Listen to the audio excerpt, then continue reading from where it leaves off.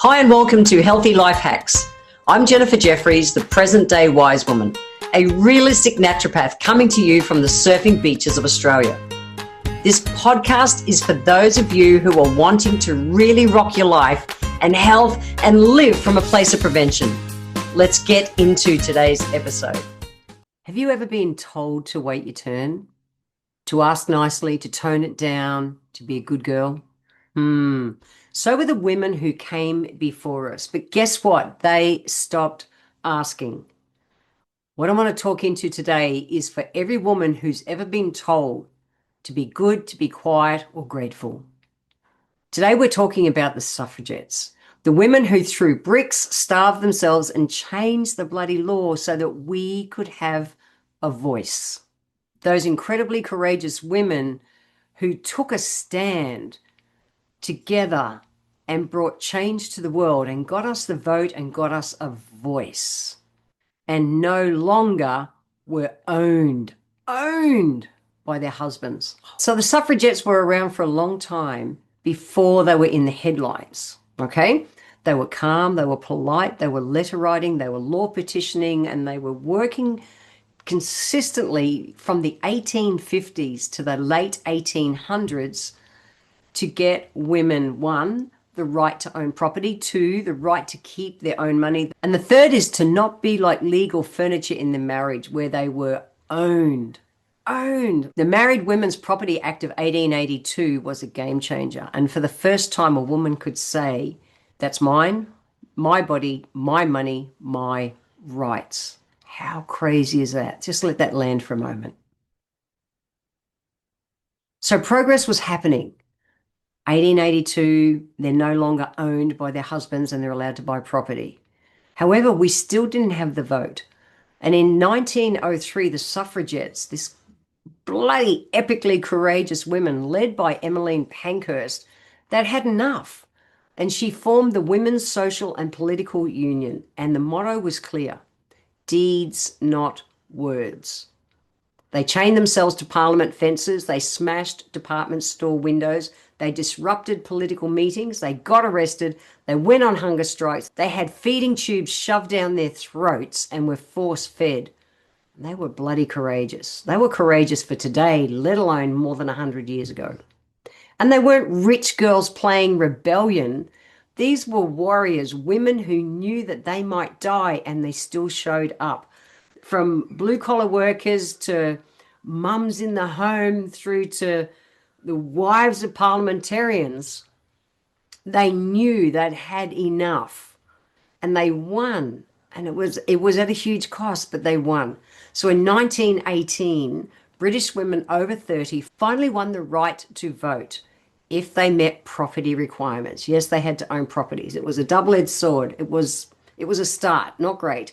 And in 1928, they won full voting equality.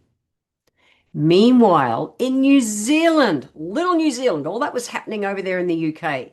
But on the 19th of September, 1893, that was a date that shook the world, because that little place called New Zealand off the Australian coast became the first self-governing country to grant women the right to vote in national elections. Not in a ceremonial way, not in a whispered promise. This was real legislative change, signed into law at the time by the governor, and every woman in New Zealand over 21, including Maori women, had the right to cast their vote. Now, these women worked hard.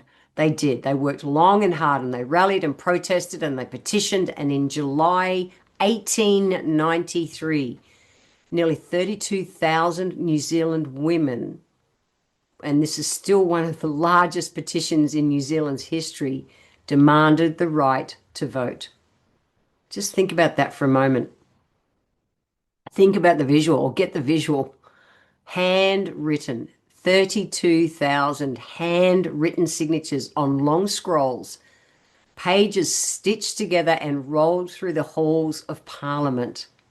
A physical representation of the will of a generation of women. At the helm of this was a woman called Kate Sheppard, and I learned about Kate Shepherd only probably 20 years ago, and they have a statue of her outside the Auckland airport. She's on the $10 New Zealand note. Epic woman. You know what? She was strategic, she was intelligent, she was unrelenting. And her fellow suffragettes weren't asking for power. They were demanding justice and equality. And they knew that the strength of a democracy lay in the voices of all of its people, not just the men. And just over 2 months later, on the 28th of November, 1893, New Zealand women lined up at polling stations across the country. And they just didn't shape the homes and the communities. They now helped to shape the future of their nation. It was a ripple that fed the women's movements all around the world. It really did. The UK and the US, it helped the suffragettes movements all around the world. And it was crazy because now there was the evidence to show that that change could happen. Australia, everyone started to take a stand.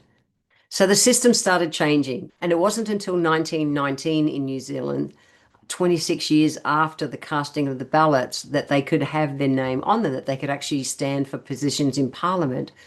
But they started. And the women just kept showing up, casting votes. Have you ever wondered how your life could have been different if you'd had access to this type of content at a younger age?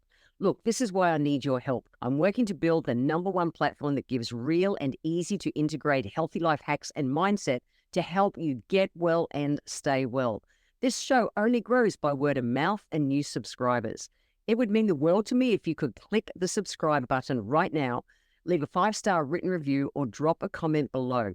Share this episode with a friend and I would be forever grateful. Now, let's get back to this week's episode. And claiming their space in the world. It took decades. It took pain. It took disobedience. It took a mindset to say enough. And yet the media called them mad, hysterical, dangerous. Seriously. They felt threatened because women, they knew the strength of women when they take a stand together. And they weren't fighting for votes. They were fighting to be seen and heard and respected as an equal, not to be owned by their husbands, the church, or the crown. So why does this matter today? This is deep in me, so deep. I learned about the suffragettes 30 odd years ago. I learned about Kate in New Zealand about 20 years ago.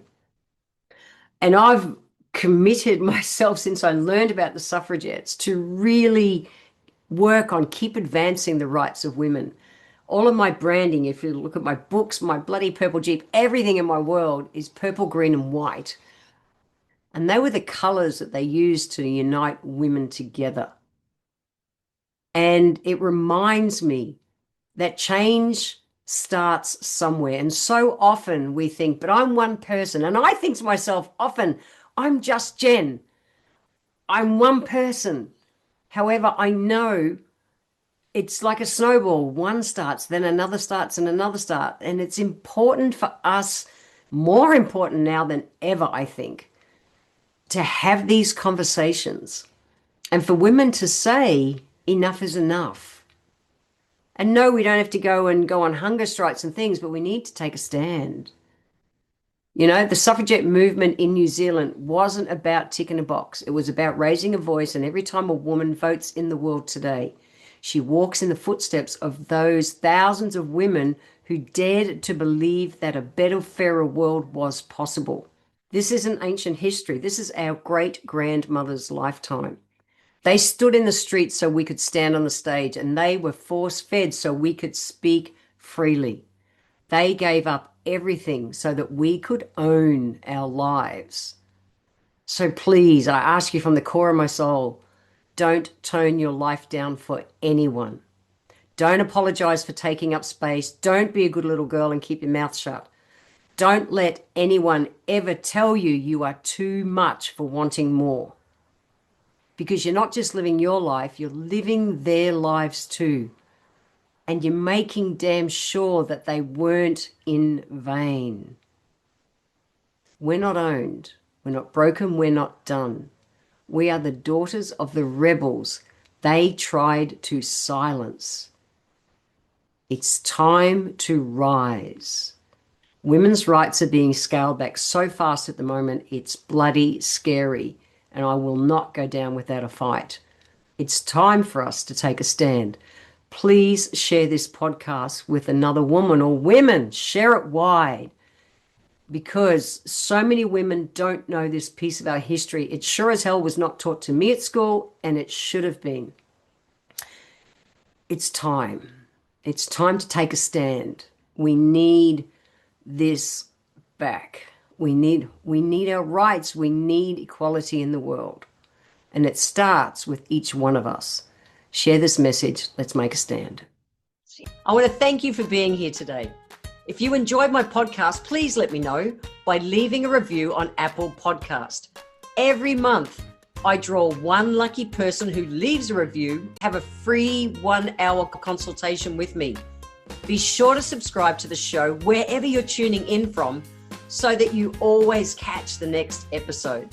I welcome your emails, and you can write to me at podcast@healthylifehacks.com.au. Until next time, remember, when it comes to life, live it, love it, and get on with it.